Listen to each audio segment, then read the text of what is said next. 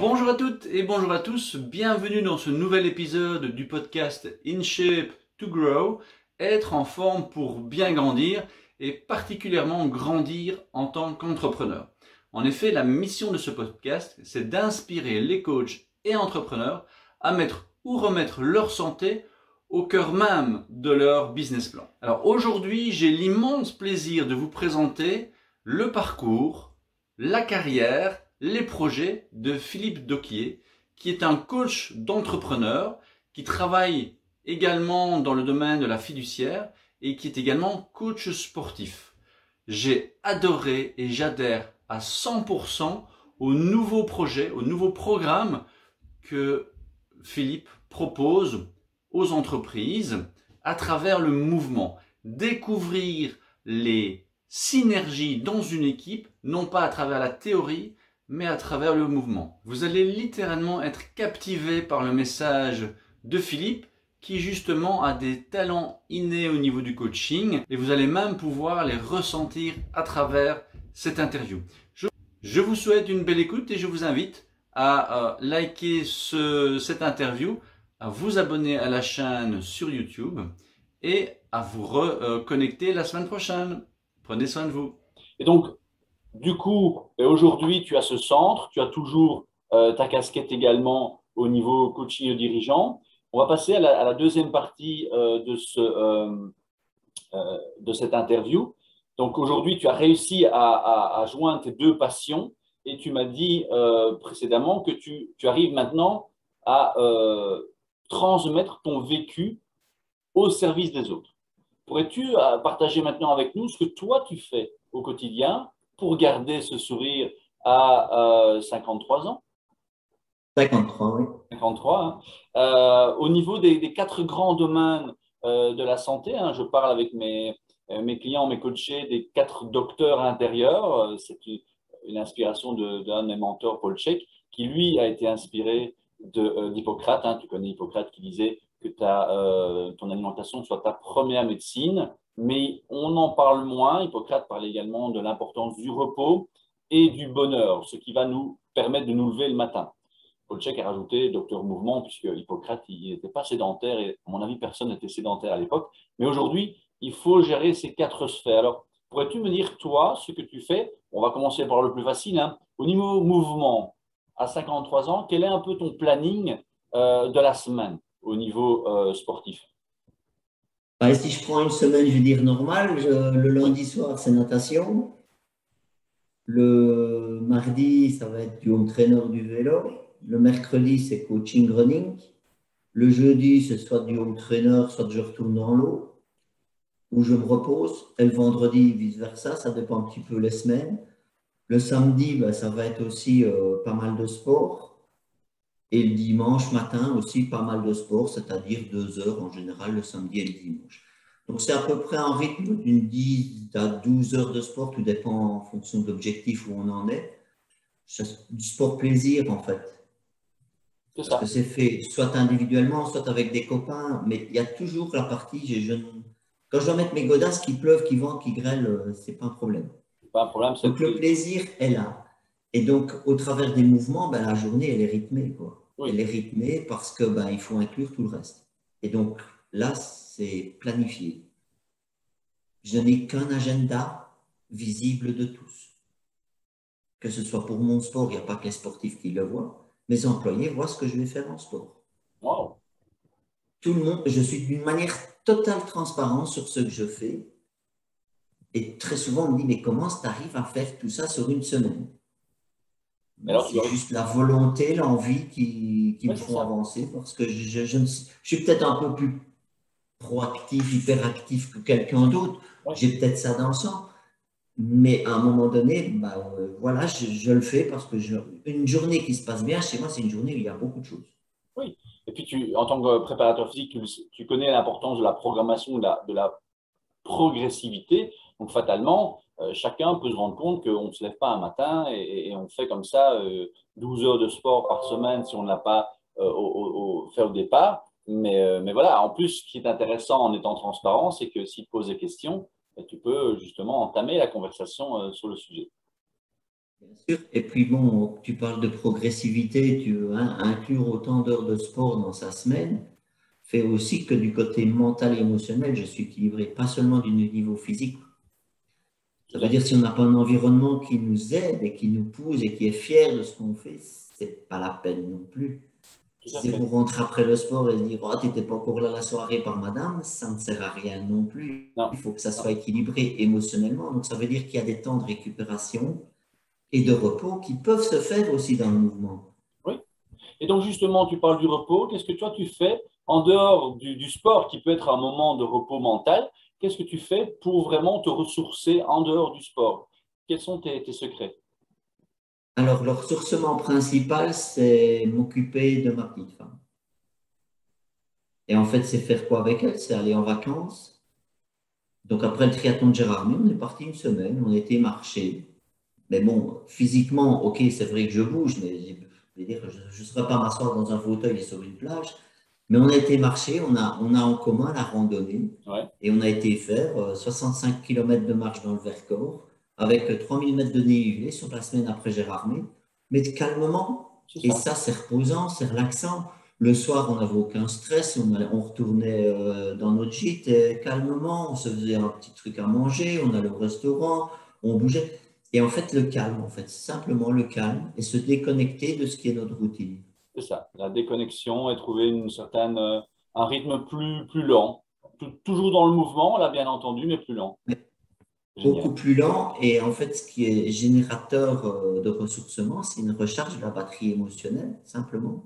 Oui, clairement, c'est mesuré au niveau scientifique. Elle a parlé justement de se sentir en sécurité, de pouvoir être avec des amis au niveau du sport ou d'être bien au niveau de sa sphère de couple. Tout ça, ce sont des éléments qui sont très importants, effectivement. Voilà. Maintenant, il ne faut pas non plus que les gens pensent que, tiens, il est hyperactif, il bouge et tout ça, mais il ne se repose jamais.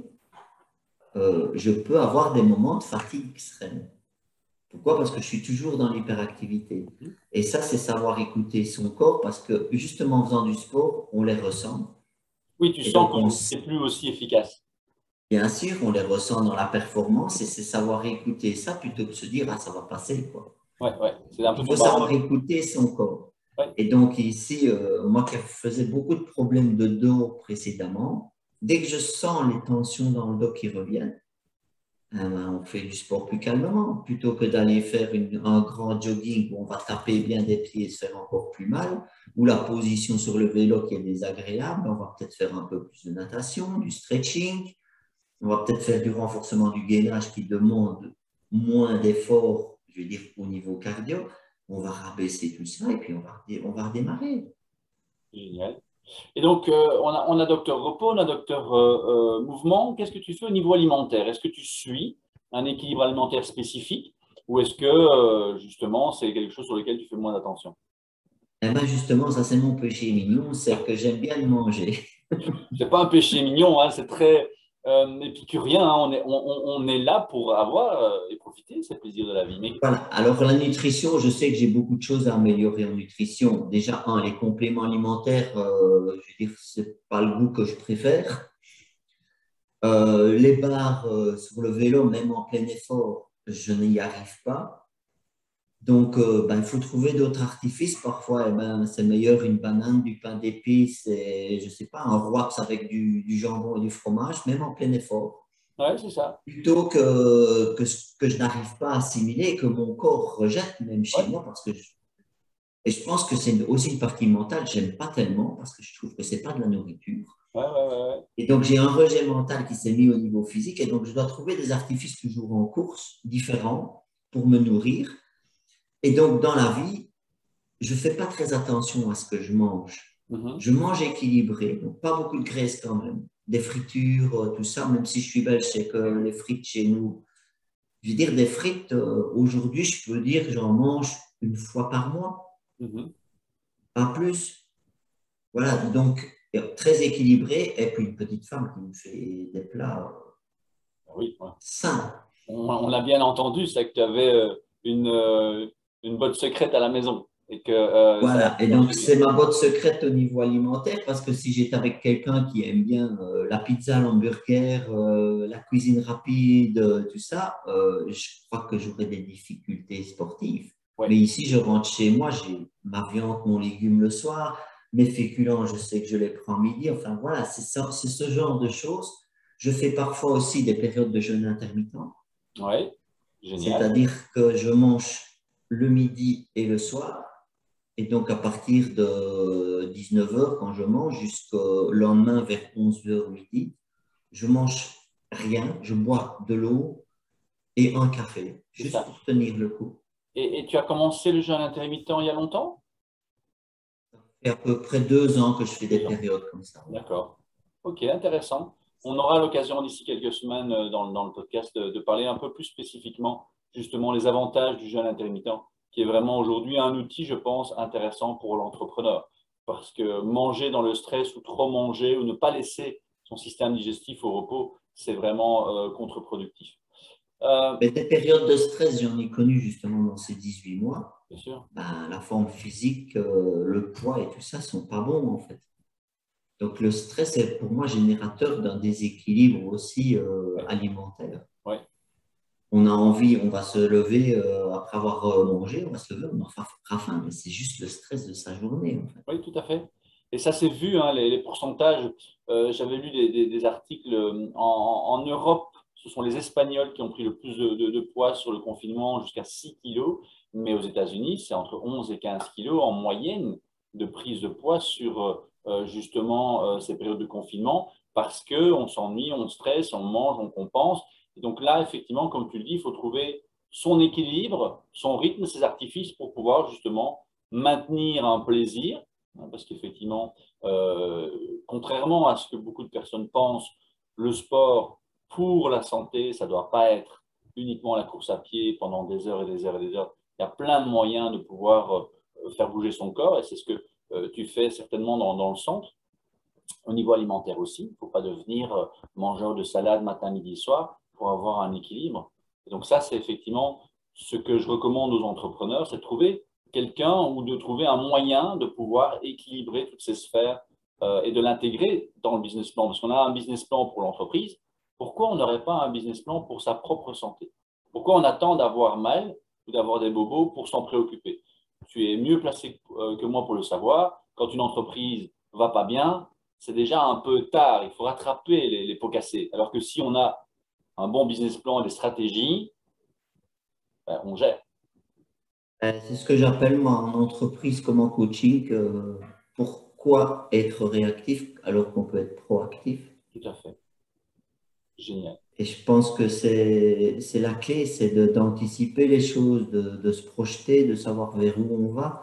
Ça aide déjà beaucoup parce que ben, ça aussi dans la préparation physique, on l'explique clairement. Si on n'a pas un macrocycle, un microcycle, ben, on ne va pas progresser, on va rester toujours au même niveau. Donc, il faut savoir aussi planifier tout ça et ne pas vouloir être au top tout le temps. Et le repos fait partie de ça, mais la nutrition fait partie. Et ce que tu as dit, ça résonne énormément en moi. En fait, la nutrition de personnes stressées, et surtout de ces gens en confinement, c'est qu'ils étaient en recherche d'un plaisir, parce que sans plaisir, on ne recherche pas notre batterie émotionnelle, donc on se vide. Et les gens ont pensé le trouver aussi dans la nourriture et les web apéros et tout ça. Ouais. C'est très mauvais globalement. Oui, c'est mauvais, mais c'est mieux qu'aucune compensation. Exactement. Donc voilà. Et cette recherche du plaisir, elle va être permanente. Et il faut la faire de manière permanente. Et on doit avoir le plaisir partout. C'est pour ça que j'ai intégré le jeu dans mes activités. C'est que mes activités, moi, quand je suis une journée au centre, je suis fatigué mentalement, mais émotionnellement, je suis boosté. Et physiquement, le soir, j'arrive encore à faire du sport. Mais mentalement, ça vide parce qu'on est très attentif aux attitudes, aux comportements. Voilà. Mais on va la recharger parce qu'on va se concentrer sur le physique et sur l'émotionnel. Et l'émotionnel, ça peut être simplement, on rentre le soir, on fait un jeu de société, hein. On joue aux cartes. Hein. Oui, clairement, clairement. On est vraiment sur la même longueur d'onde. Et je suis vraiment très, très heureux de t'avoir aujourd'hui dans ce podcast, Philippe, parce que tu arrives à imager sur le terrain, en tout cas avec ton expertise, exactement ce que j'essaie de faire poser à travers ce podcast. Et donc, le dernier docteur, bon, on l'a compris, hein, docteur Bonheur, qu'est-ce qui te permet de te lever le matin et d'être aussi, bon, tu l'as dit, c'est naturel chez toi hein, d'avoir le suivi du matin au soir. Il y a bien des moments où c'est peut-être un peu plus difficile, tu l'as dit, tu as traversé des périodes de stress. Donc, je vais te poser deux questions. La première, c'est que fais-tu au quotidien ou qu'est-ce qui fait au quotidien qui nourrit ce docteur Bonheur, hein, c'est cette fibre. Tu as parlé de tes passions, donc on a déjà une partie de la réponse. Et après, et ça, ce sera la troisième partie de cette interview, qu'est-ce que tu pourrais conseiller aux entrepreneurs qui ont une baisse de motivation, qui ont un stress, qui ont une anxiété par rapport à leur entreprise, leur activité. Comment toi tu fais pour gérer ce genre de situation et qu'est-ce que tu pourrais conseiller? Être égoïste, c'est-à-dire penser à soi, Ça, mais c'est pas pour la... égocentrique. Ouais, Mais pas égocentrique. C'est être égoïste pour soi-même. ouais, En fait, c'est se dire tous les matins, waouh, dans ma journée, il y a quand même plein de belles choses qui vont se passer. Et oui, il y aura des difficultés, mais je veux dire, tout le monde a ses difficultés. Donc, c'est se concentrer sur ce qui va bien se passer en se levant et se coucher en pensant à ce qui s'est bien passé. Et je ça, crois que c'est une grande force que j'ai et que j'ai appris dans mes cours de coaching. ouais, Endors-toi avec le meilleur souvenir de ta journée. ouais. Ce serait le conseil que tu pourrais donner aujourd'hui aux entrepreneurs qui ont un peu plus de difficultés ou c'est plutôt ce que tu fais au quotidien?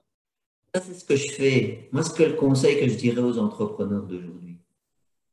Ayez toujours des projets et sachez vers où vous allez personnellement dans vos projets. On peut être entrepreneur et se dire, je vais bosser comme un dingue, c'est pas un problème. Si ça nous plaît et si c'est notre envie. Ce n'est que par le plaisir qu'on respecte ses engagements. C'est ça. Mais toi, tu es coach de dirigeants, donc fatalement, tu as probablement énormément de dirigeants qui se trouvent dans une impasse. Et donc, imaginons un entrepreneur, après ces 18 mois, il est fatigué, il est stressé, il a l'impression que tout s'écroule. C'est quoi que tu pourrais lui recommander? C'est de se dire, OK, éventuellement, on voit des opportunités que tu n'as jamais tentées ou fais-toi conseiller, parce que clairement, hein, on ne peut pas y arriver seul. Je dis souvent, la vie, c'est un sport individuel que l'on pratique en équipe, puisque le matin, il faut se lever, il n'y a personne qui te tire du lit. Mais de la journée, tu as besoin d'une équipe pour progresser. Bien sûr, donc ça veut dire, c'est donner de la cohérence. Qu'est-ce que je pense réellement de mon entreprise? Qu'est-ce que je veux en faire? Mm. Moi, j'ai un bureau comptable. Avant, c'était un bureau comptable classique. Mm. Mais j'ai dit, mais ce bureau comptable, je ne veux pas que ça soit un bureau classique parce que j'ai besoin d'innovation, j'ai besoin de créativité. Tous nos clients disent aujourd'hui, quand on vient chez vous, on n'a pas l'impression de venir chez un comptable. Rien que cette phrase me suffit pour avancer. Parce que je veux créer un monde différent. Mhm. Un monde où il y a même du plaisir dans les chiffres. Ce n'est pas cartésien. Les chiffres ne deviennent plus même cartésiens, ils deviennent relationnels. Waouh! Dans le monde du coaching, c'est quand les gens ils viennent, après une formation, il y a une chose que j'ai appris dans mes cours, c'est je fais un tour de table et je dis aux personnes, ne me donnez qu'un mot sur la formation. Ah bon, ouais, Je note tous ces mots et ça me suffit. ouais. Parce que tous les mots qu'ils vont vous dire, c'est à 100% quasiment des noms positifs. Et ce que j'ai aussi appris à faire en équipe, c'est de concentrer les gens non pas à développer leurs faiblesses, mais à utiliser leurs forces. On perd beaucoup moins d'énergie à développer ses talents qu'à essayer de combler ses défauts. OK. Et en même temps, je leur dis, et vos défauts, vous n'en avez aucun. Et je mets toujours mes étudiants, quand je commence au challenge, de me donner un défaut. Mhm. Et je le traduis en force. Tous Encore. les défauts. Et je les mets dans une situation où ce défaut est une force. Et donc, c'est être hyper positif, en fait. C'est voir les choses de manière positive et savoir de manière cohérente où on va. C'est ça, de manière positive, mais sans se voiler la face. On ne va pas dire je vais bien, tout va bien. C'est de se dire, OK, ça c'est un défaut, mais comment je peux le transformer? Je vais bien, tout va bien, je suis positif. Il y a des gens qui vont dire c'est un défaut. Ouais, ça va, tu te voiles la face, il y a quelque chose de caché derrière. Ouais. Oui, mais quand je dis on va bien, tout va bien, je passe de l'énergie à la personne qui est en face. Oui. Et si toi, tu es en face, toi, dirigeant qui vient de me dire que tu es toujours positif, c'est qu'il y a quelque chose qui ne va pas bien derrière. Pourquoi est-ce que tu continues à m'appeler pour te donner de l'énergie? Parce que tu cherches souvent en l'autre ce que tu lui reproches. Oui, oui, tout à fait. On est bien C'est du d'accord. cadran d'Hoffmann. Et donc, quelque part, il faut pousser les gens à dire ce qu'ils aiment chez l'autre. Et qu'est-ce qu'on aime chez l'autre? Ben, c'est les forces qu'on perçoit. Mm. Et donc, il faut sortir maintenant de la perception des forces de l'autre, se concentrer sur les siennes et les mettre en accord avec son équipe. Et c'est très, très simple à faire, en fait. Et dans les jeux, les scénarios que je fais, les gens apprennent ça. C'est ça. Oui, il faut l'apprendre. C'est ça, c'est simple. Et, et accepter qu'on a une autre force que son collègue. Et que dans certains cas, ma force, elle est plus puissante que la sienne. Ouais, Et où est-ce que je vais voir que la sienne, elle n'est pas forte, c'est qu'il va s'épuiser, ouais, il va stresser, il va venir en déprime, parce qu'il s'épuise, en fait. c'est ça. Et donc, moi, je dois être capable de pouvoir les percevoir et de pouvoir y répondre avec les. Et c'est ce qu'on apprend dans les jeux, en fait. OK. Et c'est ce qu'on apprend depuis qu'on est petit. Hein. Oui, clairement. Clairement. Eh bien, écoute, Philippe, j'étais très content de t'avoir aujourd'hui dans cette interview. Comme à chaque fois, j'en apprends de nouvelles sur même les gens que je connais un petit peu, hein, puisqu'on s'est croisés quelques fois lors de formation. Je savais qu'on se reverrait un jour, je ne savais pas dans quel contexte, mais là, ça me fait bien plaisir de le faire dans ce contexte-ci. Maintenant, si on a accroché avec ton message, euh, où est-ce qu'on peut trouver tes contacts, voir ce que tu fais et dans quelle région travailles-tu? Alors, moi, je travaille dans la région du Grand-Duché de Luxembourg et en Wallonie, Belgique francophone. Mhm. Et donc, mon centre est installé à Arlon. C'est la GoScore Arena et vous trouvez tous les renseignements sur les services qu'on propose aux entreprises sur www.go-score.lu. Ok. Je mettrai de toute Donc, façon tous ces détails dans les descriptifs de la vidéo, donc les gens tout pourront est, facilement te retrouver. voilà, tout est sur le site. Il y a même des vidéos de démonstration, des témoignages. Il y a tout ce qu'il faut pour, voilà, pour montrer ce qu'on peut faire. Et en fait, ce qu'on fait au centre Arlon, on est capable de le faire partout en Wallonie, partout au Grand-Duché, parce que notre concept est transposable. Génial. Donc ça, c'est une très bonne chose à savoir. Tu es aussi sur les réseaux sociaux, tu dis plutôt sur Facebook, tu as une page Facebook. Oui, la page GoScore sur Facebook, Go-Score, et vous nous trouvez tout de suite. LinkedIn aussi, on est dessus. Un peu moins sur Insta, voilà, on est un peu d'une génération où on a un peu difficile à avoir 10 réseaux en face de soi. Ouais, tout à Donc fait. voilà, on se concentre sur Facebook, LinkedIn et un petit peu Instagram. Ok, génial. Mais je mettrai tous ces détails dans le descriptif. Merci beaucoup, Philippe. Je vais pouvoir te laisser poursuivre ta journée. Qu'est-ce que tu vas nous faire comme entraînement ce soir? Ce soir, c'est natation. Natation. Technique, Technique? technique, la glisse, que Ah, tout soit fluide. et donc tu vas pouvoir vider ton esprit et te concentrer uniquement sur tes sensations. Je suis un piètre nageur. J'ai toujours voulu faire du triathlon, mais j'ai fait un peu de natation au niveau compétition quand je faisais mes études aux États-Unis. Et j'ai une très mauvaise flottaison. Donc, c'est toujours ce que je me suis donné comme excuse. Hein. Je sais qu'avec les combinaisons, on flotte mieux. Mais en tout cas, je penserai à toi ce soir pour ton entraînement. Encore une fois, merci Philippe. Bon succès. Et voilà. David, quand tu parles de problèmes, j'ai les mêmes que toi en natation, mais je suis positif. Je sors de l'eau le dernier, Bah là oui. en vélo, mentalement, je remonte. En Ah, course à pied, mentalement, je remonte et je ça, suis c'est bien clair. mieux. Ça, c'est clair. Ben, c'est toujours quelque part dans mon esprit, comme ça, en tant qu'entrepreneur et sportif. Évidemment, on a encore une petite liste de to-do à faire, de défis personnels. Donc, je me rappellerai de ce bon conseil. En tout cas, bon succès pour le centre, puisqu'il vient d'ouvrir il n'y a pas longtemps.